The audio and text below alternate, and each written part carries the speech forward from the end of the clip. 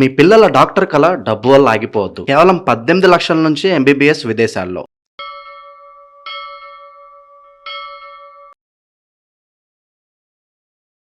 నమస్తే అక్క. నమస్తే అమ్మా.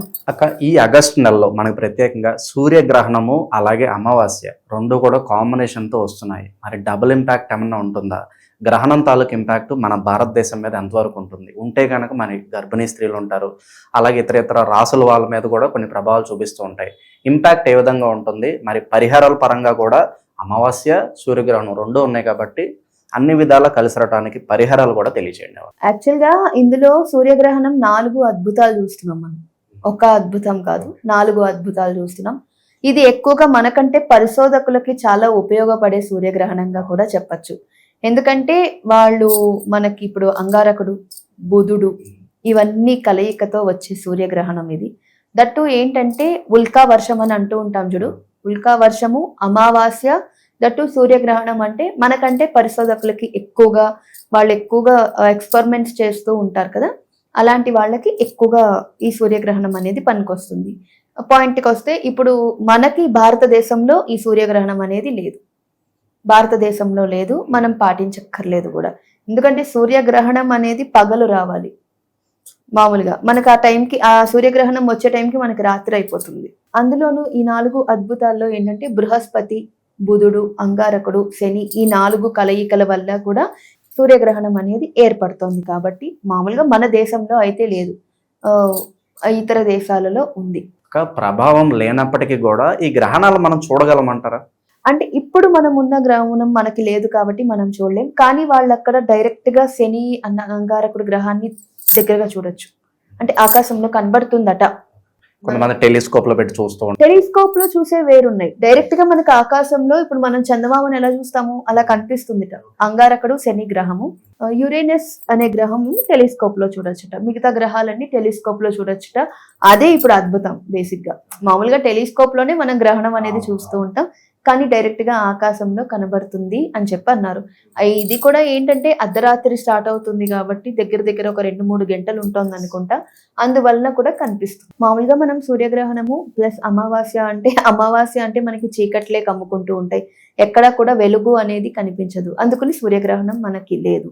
వాళ్ళకి ఏంటంటే ఎగుళ్ళు దిగుళ్ళు వస్తుంది. మన టైంకి వాళ్ళ టైమింగ్స్ కి వేరే ఉంటుంది కాబట్టి ఆ రోజు ప్రత్యేకంగా ఆ దేశాలకి ఏంటంటే మామూలుగా అమావాస్య అంటేనే చిమ్మ చీకటి ఉంటుంది. అదే దట్టు ఈ అమావాస్య గ్రహణం కాబట్టి వాళ్ళకి ఇంకా చీకటిగా ఉంటుంది. కాబట్టి వాళ్ళకి ఆ శని అంగారకుడు అనేవి వాళ్ళకి కనిపిస్తాయట. మరి అది వాళ్ళు చూసిన తర్వాత న్యూస్లో వస్తే తెలుస్తుందేమో కానీ ఇదంతా పరిశోధకులు చెప్తున్న కాన్సెప్ట్ ఇది. ఎందుకంటే వాళ్లే కదా ఎక్కువగా ఇలాంటి వాటి మీద ఎక్కువగా పరీక్షలు చేస్తూ ఉంటారు కాబట్టి వాళ్ళు చెప్తున్న కాన్సెప్ట్. అందుకని సూర్యగ్రహణం మనకేమీ లేదు, మనం ఏం చెయ్యక్కర్లేదు. వాళ్ళ పట్టు విడుపు స్నానాల వరకు వస్తే ఏంటంటే వాళ్ళకి ఏ టైంకి పడుతుందో చెప్తాను నేను. ఆగస్టు 12 రాత్రి 9:45కి వాళ్ళకి గ్రహణం పడుతుంది. మళ్ళీ ఆగస్టు 13 తెల్లవారుజామున, ఆగస్టు 12 రాత్రి 9:45 అంటే 9:10కి వేసుకో, తెల్లవారుజామున 2:15 వరకు ఉంటుంది. అంటే 10:45, 11:45, 12:45, 5 గంటలు గ్రహణం వాళ్ళకి. 5 గంటలు అంటే చాలా పెద్ద గ్రహణం వాళ్ళకి. 5 గంటలు అంటే మామూలు విషయం కాదు, చాలా పెద్ద గ్రహణం. మన ఇండియన్స్ ఎవరన్నా ఉంటే ఈ గ్రహణాన్ని ఖచ్చితంగా పాటించాలి. మన ఇండియన్స్లో ఎవరైనా గర్భిణీ స్త్రీలు ఉంటే మాత్రం కనీసం ఒక 3 గంటలు ముందే, 9:45 అని చెప్పాను కదా ఇప్పుడు, అంటే 6:45కే భోజనం చేసేసి కొంచెం కడుపు ఖాళీగా పెట్టుకుంటే ఎంతో మంచిది.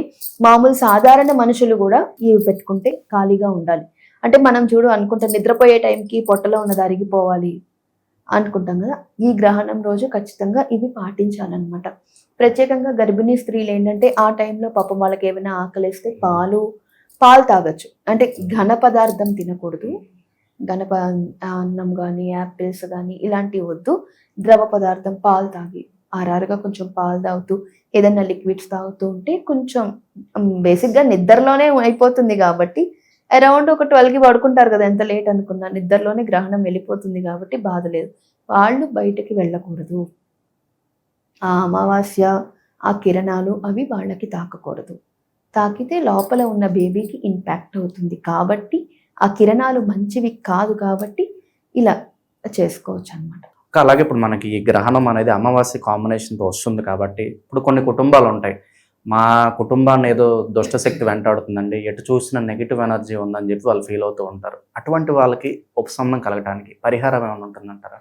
అమావాస్య సూర్యగ్రహణం కాబట్టి పరిహారాలంటే దైవనామ స్మరణ ఒకటే నాన్న. వీలైంది ఇప్పుడు మనకి ఇండియాలో లేదు కాబట్టి మనం అంత పట్టించుకోవక్కర్లేదు. అక్కడ ఆ ఇతర దేశాలలో మన ఇండియన్స్ ఎవరన్నా ఇవి పాటించే వాళ్ళు ఉంటే విష్ణు సహస్రనామ పారాయణ గాని, లలిత సహస్రనామ పారాయణ గాని ఇవన్నీ చేసుకోవడం. 9:45కి వస్తుంది కాబట్టి కనీసం ఒక అరగంట అయినా సరే ఏమి వద్దు, ఓం నమ శివాయ, ఇంకా ఏమదో ఓం నమో భగవతే వాసుదేవాయ, దీనికి మించిన మంత్రం ఇంకేమీ లేదు. ఇలాంటి మంత్రాలు చేసుకుని తర్వాత నిద్రపోవచ్చు. అవేమి ఆర్థికంగా అనేది ఇప్పుడు ఇవి నక్షత్రాల మీద కాదు, ఇది గ్రహణం అంగారకుడు, బుధుడు, శని, బృహస్పతి మీద కాబట్టి ఆ గ్రహాలు ఎవరికైతే ఆ రాసుల్లో ఇంపాక్ట్ ఉన్నాయి, బుధుడు సరిగ్గా లేడు, శని వక్రస్థితిలో ఉంది, ఇప్పుడు వక్రగతి అంటున్నాం కదా, వక్రస్థితిలో ఉంది, ఏలినాటి శని నడుస్తుంది, ఇలాంటి వాళ్ళు జాతక రీత్యా ఇలా ఏమైనా ఉంటే మాత్రం కొంచెం ఈ శని భగవానుడిది, బృహస్పతివి ఉంటాయి కదా శ్లోకాలు, అవి చదువుకోవడం.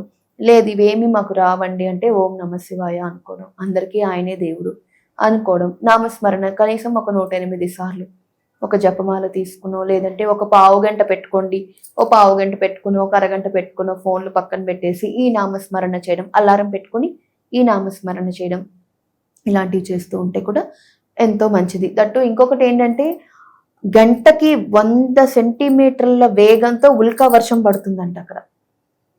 అది చాలా అంటే ఉల్కా వర్షం అంటే మంచిది కాదంటారు కొంతమంది మంచిది అంటారు. అది మనకు అంత తెలియదు కానీ ఉల్కా వర్షం పడుతుందని ఖగోళ శాస్త్రజ్ఞులు చెప్తున్నారు. ఈ నిపుణులు ఎక్కువగా చెప్తున్నారు.